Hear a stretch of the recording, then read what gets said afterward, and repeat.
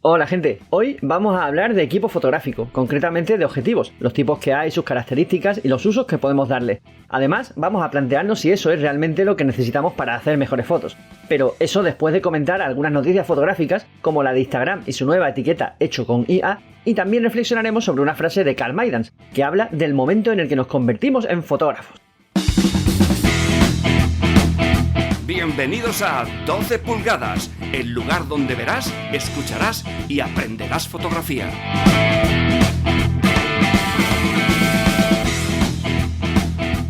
Hola a todos de nuevo, grandes fotógrafas, grandes fotógrafos, ¿qué tal? ¿Cómo estáis? Bueno, recordaros que estos directos los hacemos todos los jueves a las 8 de la tarde. Y si lo vierais en diferido, si un día queréis venir, estar con nosotros, interactuar con nosotros, preguntarnos, reíros con nosotros, de nosotros también, pues aquí estamos, todos los jueves a las 8. Y a la semana siguiente, Carlos lo arregla, lo deja muy bonito y lo sube en formato podcast. Saludos a todos, sea cual sea la hora a la que nos veáis. Buenos días, buenas tardes o buenas noches. Vamos a hablar de muchas cosas interesantes, como siempre, por supuesto. Si os gustan estos contenidos, que los compartáis en vuestras redes sociales, le deis a like, comentéis los vídeos y demás. Y si os quedáis con ganas de más, pues podéis haceros miembros del canal y así accedéis a contenidos exclusivos, a directos muy interesantes que hacemos los martes para miembros del Club Fotográfico y también las críticas, por supuesto. Gracias a todo eso nos ayudáis a cumplir nuestro objetivo de que todo el mundo de la Tierra aprenda fotografía. Si escucháis los podcasts, también podéis puntuar y darle a like a los diferentes capítulos, que se agradece muchísimo y significa mucho para nosotros, más de lo que pensáis. Ahora sí, empezamos con la primera sección del programa, que son las noticias fotográficas. La primera noticia va de esto es lo que hace que Instagram y Facebook marquen tu fotografía como hecha con IA, cuando a veces ni siquiera está hecha con IA. Es un artículo que he leído en Petapixel y bueno, se han puesto a investigar y a hacer pruebas y experimentos para ver qué es lo que provoca que una imagen aparezca con la etiqueta de hecho por IA. Además, es una cosa que está molestando a muchísima gente, principalmente porque aunque tu fotografía no esté hecha con IA, aunque no sea una imagen generada por una inteligencia artificial, en ocasiones aparece la etiqueta. Puede perfectamente los algoritmos y estas cosas que analizan la fotografía equivocarse directamente. Y una fotografía que no está hecha con inteligencia artificial, etiquetarla como tal. Pero es que además hay cosas que provocan que aparezca esa etiqueta. Por ejemplo, cuando en Photoshop y demás programas similares utilizamos la herramienta de clonar por inteligencia artificial, aunque sea una cosa muy pequeña la que has clonado en la fotografía, ya haga que te salte como hecho por IA. Después, las herramientas de relleno generativo y de expansión generativa hacen que salte la etiqueta de hecho por IA, aunque sea en una pequeña zona. Y hay una cosa muy curiosa, que es que el borrado generativo de Lightroom y Camera Raw, que es una herramienta nueva que todavía está en fase beta, no provoca que te aparezca la etiqueta generado por inteligencia artificial. Dicen que cuando ya esté implementada y que esté abierta a todo el público, sí que se detectará y aparecerá como que tu imagen ha sido generado por inteligencia artificial. Y después, además, han probado los generadores de imágenes para ver cuáles detectaba Meta, es decir, Instagram, Facebook y demás, como hecho por IA. Y resulta que DALL-E y Adobe Firefly, por ejemplo, las detecta como generadas por inteligencia artificial. Pero si utilizas una que se llama Stable Diffusion, si generas una imagen con esa plataforma, no la detecta como generada por inteligencia artificial. Es una medida un poco absurda, que está molestando a mucha gente. Primero, por los errores y después porque se puede saltar muy fácilmente. Si tú generas una imagen por inteligencia artificial, le haces una captura de pantalla, la guardas en tu ordenador y la subes, ya deja de ser detectada como generada por inteligencia artificial. O sea, es una medida que a los que generan imágenes por inteligencia artificial dicen, pues se me da igual, lo hago abiertamente, lo sabe todo el mundo, ¿para qué me pones esa etiqueta? O sea, eso les da exactamente igual. Para la gente que no le da igual, precisamente porque son más puristas, porque están en contra de la inteligencia artificial y ese tipo de cosas, pues hay ocasiones en las que le salta esa etiqueta. Ya no porque sea más purista o por lo que sea, porque le tira por tierra su trabajo. Tuvimos un caso en el grupo estupendo que tenemos en Facebook que se llama Fotografía en 12 pulgadas. Pues uno de nuestros compañeros le salió la etiqueta IA. Yo le pregunté, digo, yo veía la foto, digo, no veo yo la foto que esté hecha con inteligencia artificial. Y efectivamente no era así. O sea, Facebook lo detectó solo y dijo, es tan buena que no puede estar hecha por un humano. Ya se demostró, la semana pasada lo comentamos, en un concurso ganó una fotografía hecha con una cámara que ganó un concurso de inteligencia artificial. Ya todo lo bueno tiene que ser IA. Ya nuestro nivel de trabajo ha bajado tanto que ya no puede ser que alguien haga una buena fotografía.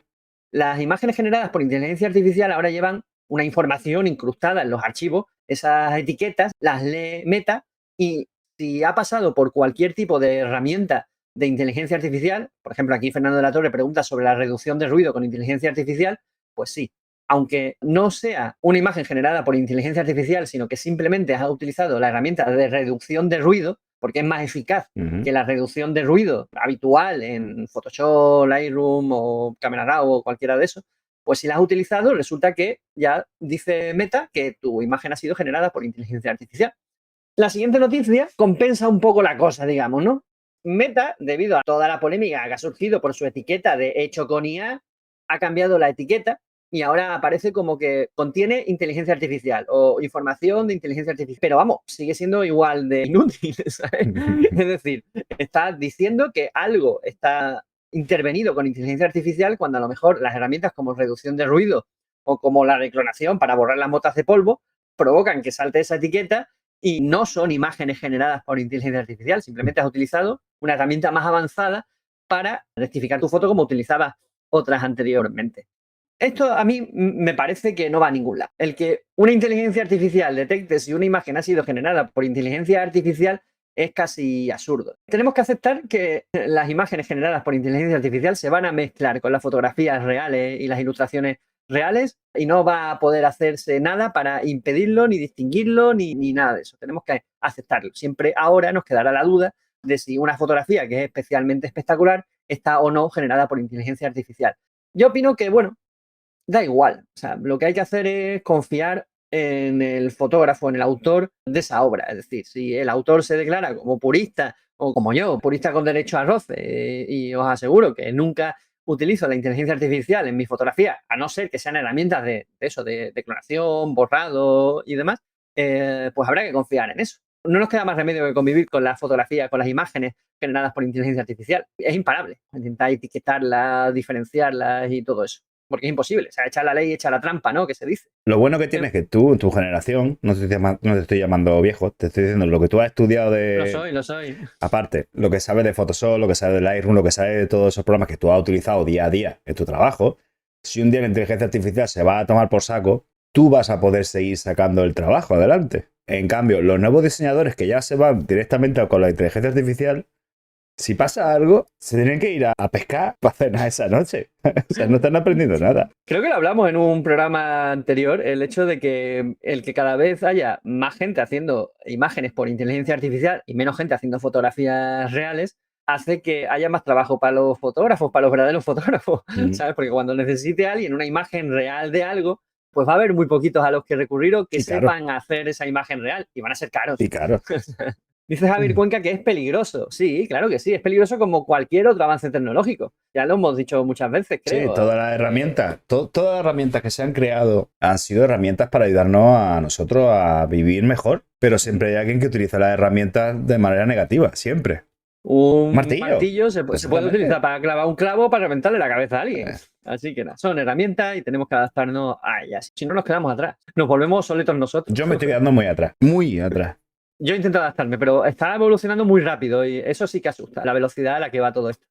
Bueno, pasamos a la siguiente noticia. Supongo que recordaréis que hace algún que otro programa hablamos de que Panasonic había utilizado fotografías reales hechas con otra cámara para anunciar una de sus cámaras fotográficas.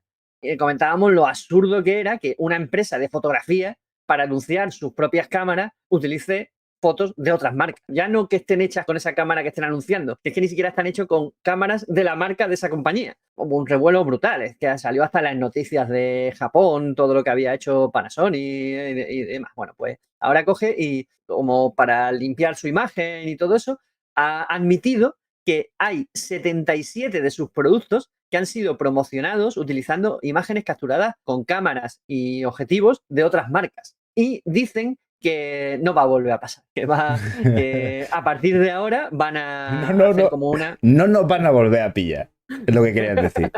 Ya nos ocuparemos nosotros de que no nos vuelvan a pillar otra vez. Ellos dicen que no va a volver a pasar, que no lo van a volver a hacer, que a partir de ahora las fotografías serán hechas con sus propias cámaras. Y se excusaban diciendo que muchas de esas imágenes no mostraban las cualidades de la cámara, sino que simplemente eran ejemplos y cosas de esas. Es decir, diciendo, sí, hemos metido la pata, pero bueno, tampoco es para tanto. Pero bueno, vamos a cambiar nuestra metodología a partir de ahora. Pero bueno, seguramente no nos cogerían fotos mal hechas, ni fotos mediocres, sacarían una foto alucinante. Entonces, pues, a ver, no es tan complicado. Una empresa de esta tecnología coger y pagar a un fotógrafo, una fotógrafa que sepa hacer fotos, y dice, oye, pégate un mes por ahí y tráeme, mira, necesito este tipo de fotografía con mi equipo. Chico, no cuesta tanto. Lo que tenemos que hacer es que cuando queramos una cámara o un objetivo o un lo que sea, probarlo, ver imágenes de gente que realmente utilice esa cámara, poder utilizarla y probarla nosotros mismos antes que fiarnos de los anuncios, ¿sabes? Porque los anuncios nos van a mentir en la gran mayoría de los casos. Sí. En fin, bueno, pasamos a la siguiente noticia. Fujifilm reanuda la producción de películas en color en China, con las películas tipo C200 y la C400, que eran películas muy apreciadas en su momento. Fujifilm tuvo un hundimiento y resurgió de sus cenizas como ave fénix con las cámaras de fotografía instantánea, sobre todo. De hecho, Fujifilm gana mucho más con sus cámaras y sus carretes de cartuchos, mejor dicho, de fotografía instantánea que con el resto de productos que vende, a pesar de lo muy famosas que son las Fujifilm actuales. Resulta que está volviendo el tema de la fotografía química, de la fotografía de carrete y tal, y están pues fabricando de nuevo algunos tipos de películas que ya se habían perdido en el tiempo. Entonces, la gente que, como yo, hacemos todavía fotografía de carrete, estamos muy contentos con ese tipo de cosas. De hecho, el carrete que acabo de gastar hoy, no sé, una hora antes de empezar el directo, era de 36 fotos y llevaba puesto en la cámara año y medio. Bien.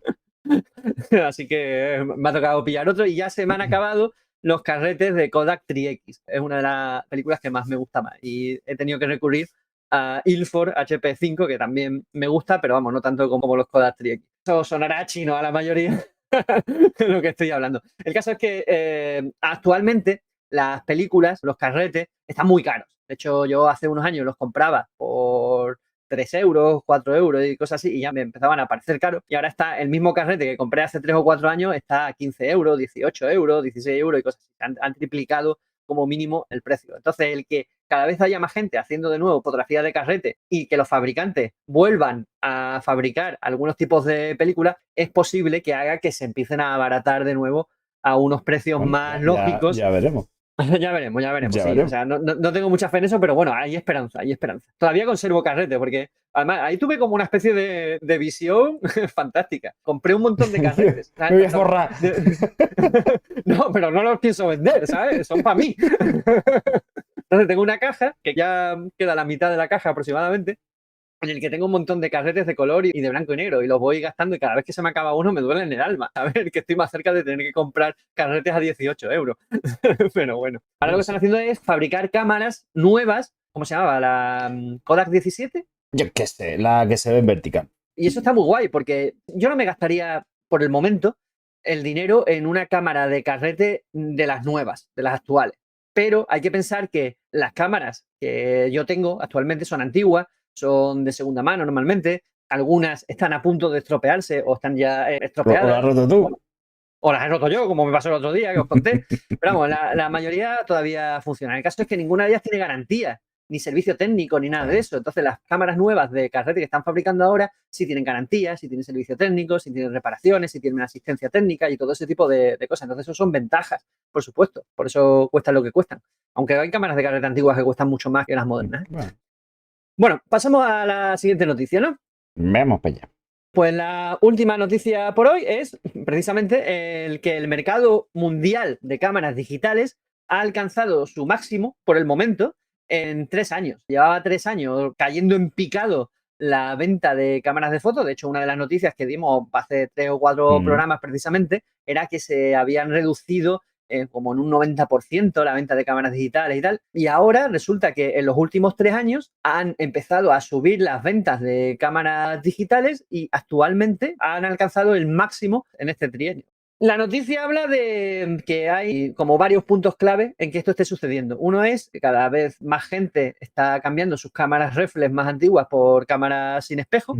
Dicen también que la pandemia, que el confinamiento y tal, hizo que aumentase el interés por la fotografía. En el tema de la afición fotográfica ha crecido desde la pandemia. Eso gracias a ti. Después, claro, a mi curso de fotografía que hice durante la pandemia, por supuesto. O sea, que a ver las marcas, contactar con Carlos Y que tenéis que darle, por cada cámara vendida tenéis que darle ahí un pico. Una comisión. Exactamente. Bueno, después el tema también de las innovaciones tecnológicas, que las mejoras en los sensores, en el procesamiento de las imágenes y tal, está haciendo que cada vez más gente se interese por la fotografía, por la calidad de esas imágenes y la facilidad para realizar imágenes de calidad. Y después que hay también en Asia y América Latina, al parecer ha habido un crecimiento importante en el mercado. Son En Asia. culpables. ¿Más? en ¿Aún Asia han comprado japonesa. más cámaras? Pero no se refiere a la Asia japonesa y China, que siempre han estado con la fotografía ahí a piñón. Se refiere a otras regiones de Asia, que Asia es muy grande. ¿Vale? Y después China las es muy cámaras de grande. acción y drones también son culpables de que haya más venta de cámaras digitales. Así que mola. Pasamos a la siguiente sección, ¿no? Ya hemos terminado con las noticias. Muy interesantes. Venga, pues vamos a pasar a la siguiente sección, que es la de la frase de la semana.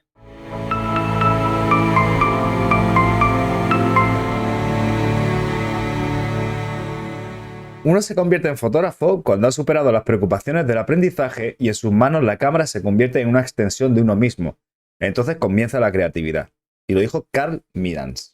Para mí, la frase, lo que me está diciendo realmente, que es lo que yo quiero buscar, es que llegue el momento que nos olvidemos sobre todo, ya no las preocupaciones del aprendizaje, que yo creo que sí que hay que seguir aprendiendo siempre, pero más la herramienta, la cámara, ¿no? Que llega un momento que nos olvidemos de la cámara totalmente y el 99% de nuestra atención sea lo que tenemos delante.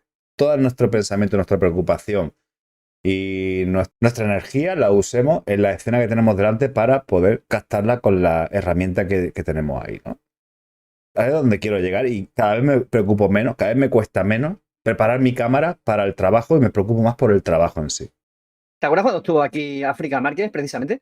Que ella decía que ella no cambiaba de cámara, a pesar de que su cámara ya, bueno, tenía unos años, habían salido cámaras nuevas y tal, y las había probado y tal, pero ella no quería cambiar de cámara porque decía que su cámara la conocía muy bien, que ella sabía exactamente dónde estaban todos los botones y todas las funciones y ella no tenía que pensar en manejar la cámara, solamente en fotografiar lo que quería fotografiar. A eso se refiere Carl. El Carlitos. que no quiero decir el nombre, para que me va a meter caña como lo diga mal. Bueno, ¿Carl quién? ¿Carl quién? Yo creo que se dice Maidans, pero no estoy seguro. Si alguien sabe más de inglés que nosotros, que eso es fácil, que nos diga en Spanglish cómo se pronunciaría Carl Maidans. Sí, debe ser Maidan. Carlito, ¿vale? Para los amigos. El Carlos. Bueno, pues que ella decía eso, que no quería cambiar de cámara porque su cámara la conocía perfectamente y hacía las fotos que necesitaba hacer como quería hacerlas sin tener que pensar en la herramienta que llevaba. Claro, entonces ahí comienzan a ocurrir las cosas chulas en fotografía. A ver, nos obsesionamos mucho con el equipo, ¿vale? Y de hecho, el programa de hoy va precisamente de equipo fotográfico. A ver, pero es que es necesario. Exactamente, es necesario. Nuestra herramienta es tecnológica. Nuestra herramienta es la cámara de fotos, los objetivos y los accesorios que utilizamos. Es inevitable que nos guste el cacharreo y hablar de cacharreo y que nos preocupemos de tener la mejor herramienta posible. Pero al final, lo que realmente te va a permitir hacer buena fotografía o las fotografías que tienes en la cabeza, es una herramienta que te permita no tener que estar pensando en ella continuamente. Y eso ocurre cuando la herramienta que utilizas la conoces perfectamente y profundamente. De hecho, es una de las razones por las que a mí me cuesta tanto cambiar de cámara. África le decía que le daba pereza comprar, porque está pensando en comprarse una más. Creo que su marido decía que te compro la cámara esta. Tiene una Fujifilm, precisamente. Son un caramelito, ¿sabes? Son súper fáciles de manejar y para los que venimos de la fotografía de carrete son súper cómodas y tal. Y estuvo mirando pues algunas cámaras mirrorless, concretamente como ella tiene Nikon, pues las mirrorless de Nikon. Pero que no, que decía que no, que ella conocía su cámara, hacía las fotos que necesitaba hacer y no necesitaba una cámara nueva. El tener una cámara nueva te va a hacer pensar, a ver, ¿dónde está este botón? ¿Dónde está este menú? ¿Cómo se configura esto? ¿Dónde está esta opción? Y no te va a permitir pensar en la fotografía que tienes delante, la fotografía que podrías estar captando. Esas cositas hay que hacerlas en casa. Tienes que tener un conocimiento de todo lo que vas a usar para que sea rápido y eficaz. A ver, si no utilizas nunca la reducción de ruido, pues no te hace falta mirarlo. Pero lo que vas a usar, sí. Y en casa, pues toquetear, mirar, ir rápido a los menús, al día siguiente, si te acuerdas dónde está el menú, buscarlo otra vez y conocerla. Pero claro, tienes que hacerlo. Y a veces pues da pereza, claro que da pereza. Mira, Ángel dice, yo sigo preocupándome por el aprendizaje, ahora entiendo por qué no soy creativo. Ya te digo que es una parte de la frase en la que no estoy totalmente de acuerdo. Creo que tenemos que seguir preocupándonos en seguir aprendiendo de una manera o de otra. Pero quizás lo que se refiere a la frase no es una preocupación que te ocupe tanta cabeza como para que te olvides de las fotos que quieres hacer. Que esté diferenciado. Hay momentos para aprender y hay otros momentos para trabajar. Y que en el momento de trabajar es cuando tienes que sacar a relucir lo que has aprendido. Yo también creo que conviene saber de todo un poco. ¿Vale? Hay una frase que además escuché hace poco, que me gustaría saber quién la dijo, lo escuché en un podcast, que dice que el sabio es aquel que sabe un poco de todo y de un poco todo. La primera parte la he pillado. De un poco todo. Ah, vale, ya. El sabio ya. es el que sabe un poco de muchas cosas, pero de una cosa sabe mucho. Exactamente. Entonces, creo que por ahí es por donde deberíamos tender, sobre todo los que nos queremos dedicar profesionalmente a la fotografía, pero también como afición, por disfrutar un poquito más de nuestra afición, es conveniente que sepamos un poquito de todas las disciplinas, pero que de una nos especialicemos, porque vamos a sacar mejores resultados al fin y al cabo y vamos a disfrutarla más intensamente. Pero vamos, si es a nivel aficionado, prueba todas las disciplinas y todos los tipos de fotografía que puedas. No te encasilles, no tienes necesidad de hacerlo. Lo que pasa es que a veces conlleva pues gasto de dinero extra y esas cosas. Pero bueno, si estamos en club de amigos, conocemos más gente, nos pueden dejar equipo y podemos ir probando cositas. Mejor, ¿eh? Porque luego si no te gusta, te compras un objetivo macro y luego no te gusta, ¿sabes? Pues esas cositas pican. Pero bueno, yo digo, hacer de todo lo que tengas en tu mano, sin miedo y probar y de todo se aprende algo, ¿eh?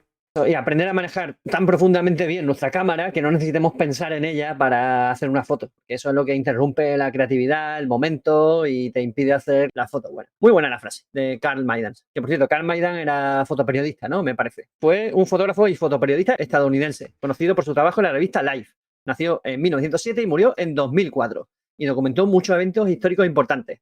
Lo tenía aquí apuntado, la chuleta. Pasamos ahora sí a la siguiente sección del programa, que es la de los objetivos. Bueno, vamos a hablar de los objetivos en general, los tipos que hay, sus características y los usos generales, porque, a ver, en realidad, yo sé, por ejemplo, los angulares se suelen utilizar para fotografía de paisaje, pero nada te impide hacer retrato con un gran angular. De hecho, un fotógrafo que me gusta a mí mucho de retrato, que es Platón, hace fotografía de retrato con grandes angulares. Bueno, vamos a empezar por hacernos una pregunta antes de entrar en material todo. ¿Necesitamos otro objetivo para hacer mejores fotos o para hacer más fotografías? Y es que muchas veces, como hemos dicho antes, nos obsesionamos con el equipo, con tener más equipo, con tener mejor equipo, con tener ese objetivo que tiene ese fotógrafo al que admiro y que hace fotografías que me gustan mucho. O ese otro fotógrafo al que envidio, ¿no? Y me da envidia cómo hace la foto y yo quiero hacer las mismas y necesito el mismo objetivo y la misma cámara que utiliza él. Y normalmente no es así. Los objetivos tienen unas características, peculiaridades, unas ventajas y desventajas y que nos pueden facilitar o dificultar el hacer cierto tipo de fotografía. Es decir, comprarte un objetivo no va a provocar que hagas mejores fotos de repente o que hagas más fotos siquiera. Simplemente que vas a poder hacer fotografías pues diferentes. No solamente nos tendríamos que preguntar si con ese objetivo que queremos comprar es algo necesario en nuestro equipo, sino que nos deberíamos hacer estas 4 preguntas. ¿Haré más fotos? ¿Haré fotos que ahora no puedo hacer con ese objetivo? ¿Haré mejores fotos de las que hago ahora? ¿Sería mejor gastar ese dinero en otra cosa? Todo esto, en lo que no me voy a extender mucho, sí que me dispersé un montón en un artículo que tengo en el blog fotolarios.es. Hace tiempo que no lo nombra, ¿eh? Todos. Sí, ¿verdad? Se me había olvidado de mencionarlo en cada programa. Es que como hemos tenido varios invitados y tal, y cuando están los invitados me cuesta un poco hacerme autopublicidad. Y son tan interesantes las cosas que cuentan que no quiero interrumpirles con bichorradas. Que a veces también lo hacemos, pero bueno. El caso es que en el blog tengo un artículo en el que, digamos que me planteo esa pregunta. Lo compartiré en la descripción del vídeo, del podcast y en el grupo seguramente también. Y hago una comparativa entre el precio que nos costaría tal o cual objetivo con hacer tal o cual viaje. Porque quizá el objetivo no nos haga hacer más fotos, pero en un viaje seguro que hacemos más fotos. Quizás el objetivo que compremos no nos haga hacer fotos que ahora no podemos hacer, pero si vamos de viaje seguramente haremos fotos que no podíamos hacer en el lugar en el que vivimos. ¿Haré mejores fotos de las que hago? Eso ya hay dudas. Quizá un objetivo nuevo. Al menos diferente. Quizá eso. No mejores, pero sí diferentes. ¿sería mejor gastar ese dinero en otra cosa? ¿Qué es mejor gastar en un objetivo que te vale 1.500 euros o en un viaje que te vale 1.500 euros? Yo tengo, bueno, ya no la tengo porque ya ha salido de mi duda, pero hasta hace poco tenía mi pensamiento de comprarme un objetivo nuevo por un cierto tipo de fotografía que al final he decidido que no, porque voy a hacer 4 fotos contadas y no lo voy a usar más. Que es un teleobjetivo largo para hacer las típicas, entre comillas, fotos, las fotos con la luna grande y con personas en la luna y todas esas cosas. Pero me paro a pensar y digo, ¿cuántas fotos de esas voy a hacer? ¿Me voy a especializar yo en hacer esas fotos? No, va a ser un dinero tirado a la basura. Cuando haga Bueno, 4, no tirado a la basura, pero al que no le vas a sacar el rendimiento que te va a costar adquirir ese equipo. pues no, al final decidí no comprármelo y se me ha quitado la gana de comprármelo. Que puede ser para fauna me venga bien. Vale, pero es que últimamente tampoco estoy teniendo mucha fauna. Entonces, cuando me pique otra vez salir a hacer ave y todo, pues entonces me lo volveré a pensar. Y quizá haya otro objetivo que me interese más. Hay que darle muchas vueltas. Si esa herramienta que vamos a comprar nueva, le vamos a dar uso. Y nos va a proporcionar mejores resultados, sobre todo. Por suerte, tengo últimamente bastante claro el tipo de fotografía que quiero y que me gusta hacer. Y por el momento no necesito adquirir más equipo. Concretamente no necesito adquirir más objetivos. Tengo el que me gusta para retrato, que es el 55 milímetros, y tengo el 24-105, que es para eventos y demás. Después un 35 milímetros que me regalaron. Con esos 3 objetivos puedo hacer cualquier tipo de fotografía que yo quiero hacer. Lógicamente no puedo hacer deporte, no puedo hacer fauna o macro porque no tengo objetivos macro. Apenas sé de macro mucho más allá de lo que he aprendido precisamente con todos vosotros. Total, que supongamos que tenemos claro que sí, que queremos ese objetivo, que necesitamos ese objetivo y lo vamos a comparar. Pues bueno, vamos a ver pues, los objetivos, lo que hay que saber de ellos y las características y diferentes tipos de objetivos que hay, ¿vale? Vamos a empezar con una duda que a todo aficionado le asalta, que ¿qué es eso de la distancia focal, de la que se habla en muchas ocasiones para hablar del objetivo? Preparado. Y es muy fácil. La distancia focal es la distancia que hay entre una foca y otra. Fácil, ¿verdad? Ya podemos terminar el programa por hoy. Porque si no me pega nadie, poco le habrá Yo faltado. porque me pillas lejos, pero yo te daría una collejica porque ya lo he visto ya varias veces. Ya Es que me hace mucha gracia tan tontuna, tío. te lo voy a perdonar. Perdonadme. No volverá a ocurrir. Bueno, no prometo nada. Bueno, la distancia focal. Pero ahora explica de verdad lo que es la distancia focal. ¿De dónde salen esos milímetros de la distancia focal? Ahora no lo dejé así. La manera de que todo el mundo entienda lo que es la distancia focal es básicamente que cuanto menor sea ese número de distancia focal, por ejemplo, 50 milímetros de distancia focal, es menor que 200 milímetros de distancia focal, ¿no? Pues básicamente es lo lejos o cerca que parece que están las cosas cuando miramos a través del visor. Por ejemplo, en un 35 milímetros, un número más pequeño, van a aparecer las cosas más lejos que si miramos a través de un 200 milímetros, en el que las cosas van a aparecer más cerca de nosotros, ¿vale? Esa es la explicación que doy siempre para que todo el mundo entienda lo que es la distancia focal sin entrar en términos técnicos. Y la distancia focal se expresa en milímetros. Yo quiero entrar en un tema técnico. Para mí es muy curioso. A ver, pues yo Bueno, me venga, gusta conocer. Bueno, si Venga, tenéis la dígalo. cámara cerca y si no luego la buscáis, encontraréis cerca del visor. Tenemos una marca que es un círculo con una línea larga que lo parte en vertical. Bueno, justo ahí donde tenemos el sensor, el plano del sensor. En todo el objetivo, en todas las lentes, como por ejemplo una lupa, la luz entra y converge en un punto y se comprime y luego se vuelve a abrir otra vez cuando llega al sensor. Se hace como un abanico, se cierra, se comprime, se abre otra vez y llega al sensor. En el objetivo, la distancia focal es entre esa marquita que tenemos del sensor y la convergencia de la luz. Eso es como dato curioso y ya está. Un 200 milímetros, pues habrían 200 milímetros. ¿Cuántos centímetros son, Carlos? 20, ¿no? Pues sería 20 centímetros donde converge la luz. Por eso el objetivo, un 200 milímetros, tan grande. Es tan largo. Y un 500 es más largo todavía. Y un 1000 es más largo todavía. Gracias a los milagros de la óptica, esas distancias a veces pueden modificarse. Gracias a la construcción de algunos objetivos, cristales y demás, como los pancakes y demás. Resumiendo todo, esa distancia en milímetros es la distancia donde se cruzan los haces de luz dentro del objetivo hasta el sensor, básicamente, ¿no? Pues esa sería la explicación técnica de lo que es la distancia focal. Pero a efectos prácticos, cuanto el número sea más bajo, más campo de visión tenemos y más lejos aparecen las cosas que vemos a través del visor de nuestra cámara. Pequeñita. Cuanto más grande sea ese número, pues más se acercan las cosas, más cerca estamos. Pues es lo que más diferencia un tipo de objetivo de otro. Y hay otra cosa que tenemos que tener en cuenta, que es el factor de recorte.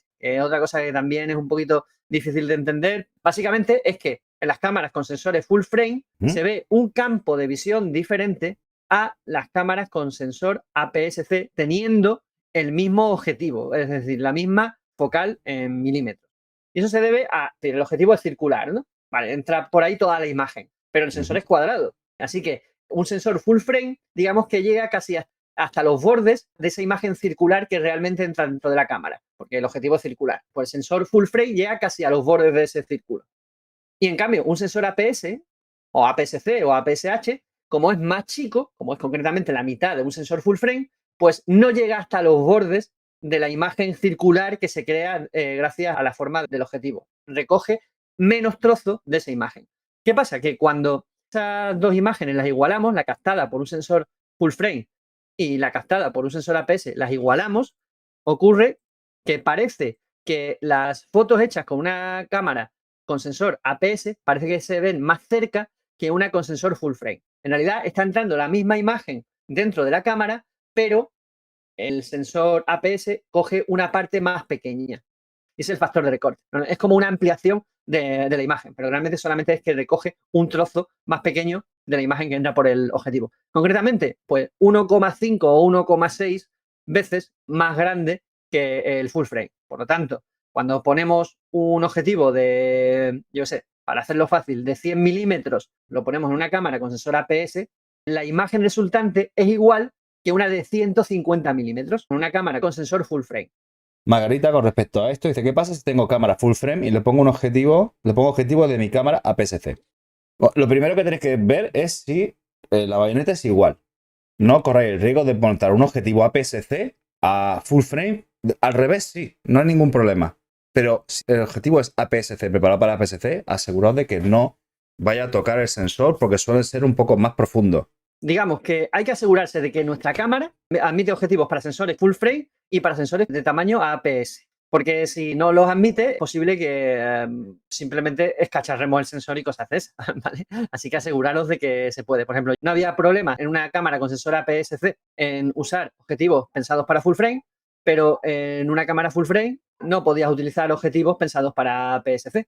Ocurre también en mi Sony concretamente. Yo no puedo utilizar otro tipo de montura que no sea la Sony E, ¿vale? Entonces hay que tener cuidado con eso. El Canon es muy fácil de ver. Yo te digo, por lo menos en las anteriores, en las mirrorless ya no lo sé, porque en la bayoneta tenemos los puntos de anclaje. Tenemos un punto blanco y un punto rojo.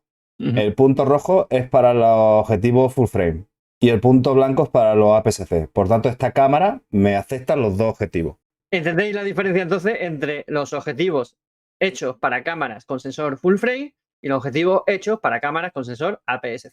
Y el tema del factor de recorte. Hay que tenerlo en cuenta para cosas como que en muchas ocasiones se habla de que la focal preferida para la gente de fotografía de calle es la de 35 milímetros. Pero es que un 35 milímetros no es igual en una cámara con sensor full frame que una cámara con sensor APS-C. De hecho, un 35 milímetros en una cámara con sensor APS-C se parece más a un 50 milímetros en full frame. El objetivo habitual equivalente al 35 milímetros para fotografía de calle, para los sensores APS-C, sería el 27 o el 28 milímetros.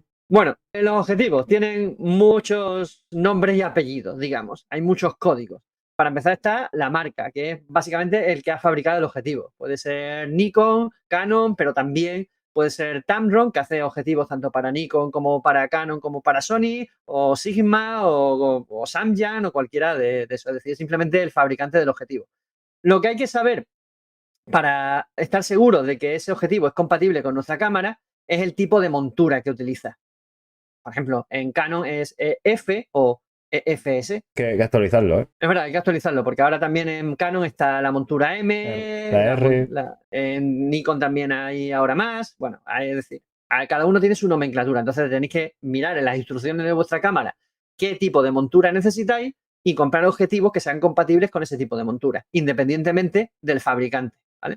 Después también viene una numeración, que es o un número, por ejemplo, 50 milímetros. Eso sería un objetivo de distancia focal fija, es decir, que no tiene zoom. Después hay objetivos que tienen un rango, es decir, por ejemplo, 18-35 milímetros. Eso es un objetivo zoom, que tiene una distancia focal que va de los 18 milímetros a los 35 milímetros. Es decir, pueden acercar y alejar el campo de visión, ¿no? Y después muchas cámaras compactas y algunas cámaras bridge tienen aumentos de zoom. Es decir, por ejemplo, 10x, el aumento de la focal, como si fuese una lupa, ¿no? Algo parecido a los aumentos de la lupa. Después, otro número importante de los objetivos es la apertura de diafragma. Normalmente viene como F no sé cuánto, por ejemplo, F 2,8 o como 1, 2 puntos, 2,8.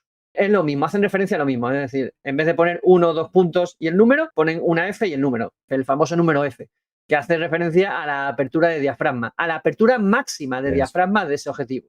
Por ejemplo, un 50 milímetros F 1,8 quiere decir que su apertura máxima de diafragma es 1,8. Y un objetivo, por ejemplo, que ponga F, yo sé, 3,5-5,6. Quiere decir que tiene una apertura de diafragma variable. O sea, la luminosidad de ese objetivo depende del zoom que hagas, de la focal que hagas. La máxima apertura de diafragma en la focal más angular pues sería 3,5. Y la máxima apertura de diafragma en su focal más tele, con más zoom hecho, sería 5,6. Y ya después están cosas como si está estabilizado, pues tendrá algunas siglas que hagan referencia a eso. Si es macro, vendrá especificado en el objetivo. Bueno, a tener en cuenta a la hora de pillarse un objetivo. La apertura máxima, porque nos va a decir la luminosidad de ese objetivo.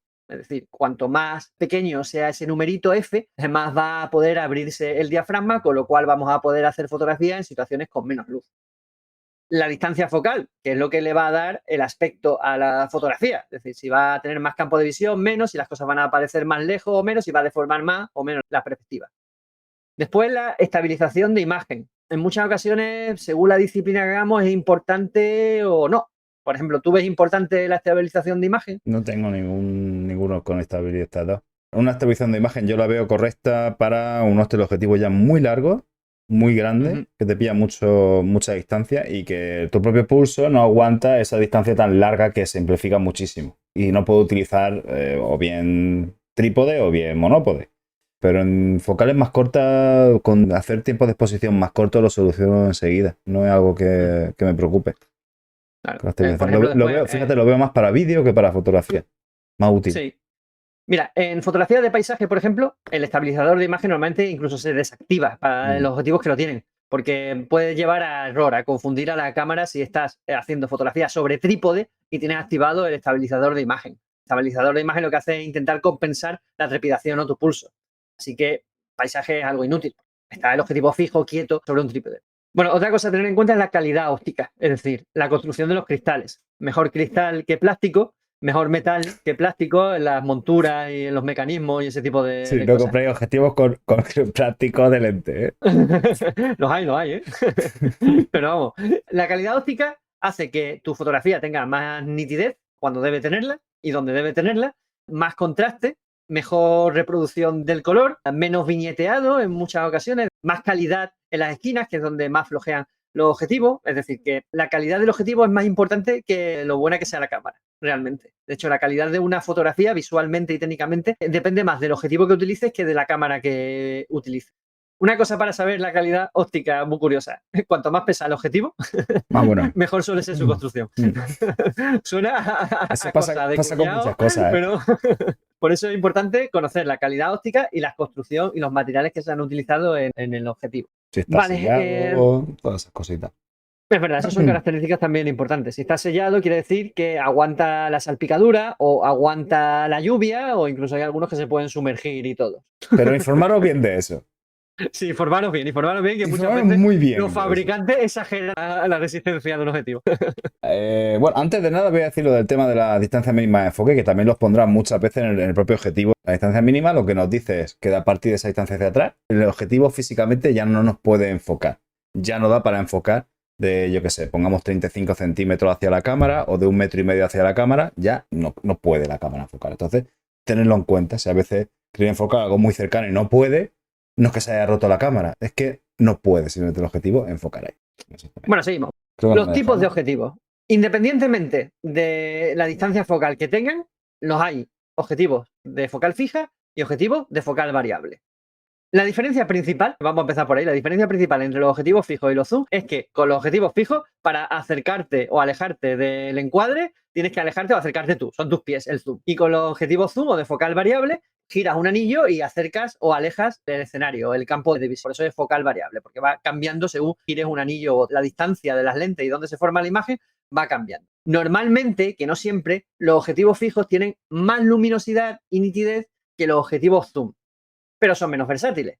Esa es la ventaja de los objetivos de focal variable, que sin necesidad de moverte puedes abarcar varias distancias focales, varios campos de visión, es decir, puedes acercarte y alejarte del sujeto y del escenario visualmente. Hay gente que le da igual utilizar objetivos zoom que fijo, hay gente que prefiere objetivos fijos y hay gente que prefiere objetivos zoom. Por ejemplo, aquí, precisamente hablando en el programa, yo prefiero los objetivos fijos, me gustan más, casi todos los objetivos que he ido teniendo eran objetivos fijos, y en cambio David prefiere los objetivos zoom, ¿no? No, yo tengo de todo. Yo tengo 50 fijos, 14 fijos y tengo 70-200. Y el próximo que me compre seguramente sea un 24-105. Así que no tengo preferencia, ¿no?, de lo que necesite. También es cierto que los objetivos fijos, a misma calidad, misma luminosidad, suelen ser algo más baratos que los objetivos zoom. Menos cristales, menos mecanismos dentro, son más sencillos de construir y por lo tanto son un poco más baratos. Eso es algo lógico. Pero vamos, no es mejor un objetivo fijo ni mejor un objetivo zoom, sino que tienen utilidades diferentes. Yo, por ejemplo, para mi tipo de fotografía habitual utilizo siempre objetivos fijos. Honestamente utilizo el 50 milímetros fijo. Pero cuando hago eventos, utilizo un objetivo zoom. Me va a resultar mejor y más cómodo hacer el trabajo que tengo que hacer en esas condiciones. Bueno, pues ahora las diferentes distancias focales son los que diferencian más a un objetivo de otro. Independientemente de si son fijos o de focal variable, están, por ejemplo, los objetivos grandes angulares y angulares, que son los que más campo de visión tienen y más lejos parecen que están las cosas cuando miramos a través del visor de la cámara. La focal va más o menos de 15 a 35 milímetros. Se considera gran angular o angular. Se suele utilizar mucho en paisaje. También, bueno, en fotografía de calle, también hay gente que prefiere utilizar objetivos angulares, en fotografía de viajes también, pero sobre todo en fotografía de paisaje.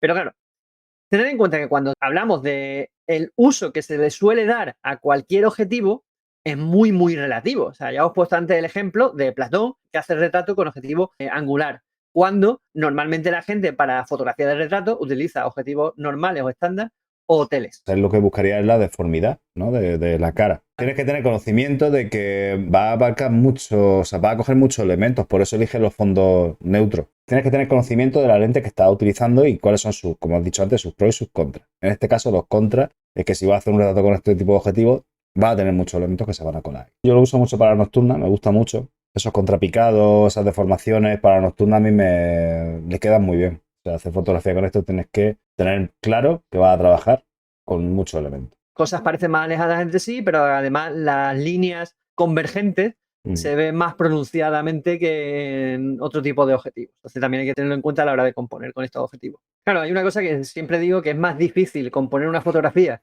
con objetivos angulares y grandes angulares que con objetivos normales y tele. Esto hay que cogerlo también con pinzas, porque lógicamente depende del escenario. Pero en general, en un objetivo angular y gran angular van a entrar más elementos que en uno estándar o tele. Con lo cual va a ser más difícil de componer porque vas a tener que controlar más elementos en la composición. Quizá, aunque la gente tiende a decir para fotografías de paisaje mejor los grandes angulares, quizás un objetivo normal o un objetivo tele incluso sea más útil para quien está empezando. De nuevo, esta afirmación hay que cogerla con pinzas, ¿sabes? Porque es todo muy, muy, muy relativo. Bueno, pasamos a los objetivos estándar o los normales que se llaman. Tienen menos ángulo de visión, 40 a 65 grados, no deforman la perspectiva y la focal va de 35 a 70 milímetros aproximadamente. De 35 a 60, de 35 a 80, según a quien le preguntes te dice una distancia focal u otra para los objetivos estándar o normales. Se utiliza casi en cualquier disciplina, en realidad, ¿sabes? Lo que pasa que, bueno, a mí personalmente es un objetivo que me gusta mucho desde casi mis inicios en la fotografía por una cosa muy peculiar, que es que la distancia a la que vemos las cosas con un objetivo de 50 milímetros en full frame es prácticamente la misma que en nuestra visión normal. Es decir, cuando voy a hacer una fotografía no tengo que imaginarme cómo va a quedar la composición dentro de mi encuadre, a qué distancia se van a ver las cosas. Yo utilizo un objetivo gran angular, las cosas se van a ver mucho más lejos que las que yo los veo. Con un objetivo estándar o normal, un 50 milímetros concretamente, se parece bastante a nuestra distancia de visión de las cosas. O sea, prácticamente cuando miro, me llevo el visor a la cara y prácticamente veo lo mismo a través del visor que sin la cámara. Y eso es muy cómodo a la hora de componer. Es una de las razones que me hacen preferir esa focal concretamente. 50 milímetros en full frame o 35 milímetros en sensores APS-C. Y por eso indico el tema de que en calle se habla mucho del 35 milímetros, pero 35 milímetros en cámara full frame. Sería un 27-28 milímetros en cámaras con sensores APS-C. Y de retrato se habla mucho del 50 milímetros, pero el 50 milímetros en full frame, porque para retrato en APS-C lo equivalente sería un 35 milímetros, ¿vale? Que hay que tenerlo en cuenta. Hay una cosa muy curiosa, que es que antes, las cámaras de carrete antiguamente, el objetivo que solían traer era un 50 milímetros, porque es dentro de las focales fijas lo más versátil y normalmente son muy luminosos. Su construcción es bien sencilla, o sea, tienen muy pocos cristales, la construcción está muy bien amortizada y suelen ser bastante luminosos y relativamente más baratos que otros objetivos. Cuando me preguntan, ¿qué objetivo me compro ahora? Tengo el 18, no sé, el 18-55, ¿no? Que es el que suelen traer las cámaras como objetivo de kit. Pues yo siempre recomiendo como segundo objetivo un 50 milímetros 1.8, que en casi todas las marcas, para casi todos los fabricantes, es muy barato en comparación con otros objetivos. Y vaya a poder probar lo que es disparar con objetivos muy luminosos. Que yo creo que es más interesante que con objetivos con más zoom o con menos focal o con lo que sea. Pues pasamos a la siguiente. Bueno, teleobjetivo o simplemente tele, como se le suele llamar. Tienen un ángulo de visión bastante reducido, normalmente menos de 30 grados, y parece que los objetos se acercan más, ¿no? Que el escenario se acerca más a nosotros. Van de 80 milímetros en adelante, aproximadamente. 80, 85 milímetros, 90, 100, y ya pues lo hay hasta de 300 milímetros, 500 milímetros, y se utilizan mucho en fotografía de deporte y de naturaleza. En deporte, porque normalmente no puedes estar en pista haciendo fotos, tienes que estar desde fuera de la pista donde se está realizando ese deporte o por donde estén pasando los corredores o por donde estén jugando el partido de fútbol o haciendo patinaje artístico. En muchas ocasiones incluso tienes que fotografiar desde las gradas, así que necesitas mucho zoom, acercar mucho el plano para poder hacer fotografía en condiciones. Y también se utiliza en naturaleza por lo mismo, porque no te puedes acercar a los animalitos. Cuanto más largo sea la focal, pues de más lejos puedes hacerle la foto a los animalitos y menos molesta a los bichos, los pollos y los animales de cuatro patas. En macro también se utiliza ante el objetivo, creo que lo has mencionado. Sí, bueno, esto va muy bien con los anillos de extensión. Ya lo hemos comentado más de una vez, funcionan muy bien para hacer acercamiento a macro y probar a ver si te gusta la técnica esa. De 70 para adelante, incluso con el 50 funciona muy bien, lo hago de extensión. Y con esto muy bien. Pasamos al siguiente tipo de objetivo, que serían los objetivos macro, precisamente. Que independientemente de la focal que tengan, hay objetivos macro angulares, normales y tele. Lo que pasa es que normalmente se utilizan objetivos tele para la fotografía macro, aunque yo, por ejemplo, he tenido un 40 milímetros macro. La verdad que hacía fotos curiosas con ese objetivo. No muy a menudo, porque yo no soy muy de macro, pero eran cosas curiosas. Y lo que permite los objetivos macro es enfocar, acercarte mucho al sujeto, enfocar desde muy de cerca. Lo malo, David os puede contar mejor que yo lo bueno y lo malo de los objetivos macro. ¿Qué tienen de bueno o de malo y qué características tienen los objetivos macro? Bueno tienen muchas cosas. Y yo malo no sé qué malo tienen los objetivos macro. Todavía no he encontrado nada malo los objetivos macro. Bueno, de hecho hay por ahí un 90 milímetros macro, creo que es, ¿no? Que a ti te gusta mucho para retratos. Yo tengo 180 macro. Para retratos es espectacular porque la profundidad de campo es tan poca que esto lo difumina todo, incluso teniendo al sujeto a 5 metros. Es brutal. Entonces van muy bien. Malo, si tengo que sacar algo negativo a este tipo de objetivos, quizás, pero es que es por construcción, es que así, es la profundidad de campo tan crítica que tienen. Hay que tener mucho cuidado. No es lo mismo la profundidad de campo a un F8 en estos objetivos que un F8 en un 70-200. No es igual, cambia muchísimo. Entonces, cuando estás acostumbrado a trabajar de una manera, con una profundidad de campo X, cuando lo pones te pierde un poco, porque se reduce muchísimo. Es aprender un poquito a usarlo y ya está. Pero salvo eso, nada, los objetivos son estupendos, realizan bien su trabajo y que sí que creo que cuanto más focal tengas, mejor, porque menos tienes que acercarte al sujeto para hacer una foto. Yo prefiero un 180 milímetros a un 90, porque me tengo que acercar menos y no asustarle a a una mariposa, a un bichito, lo que quiera fotografiar.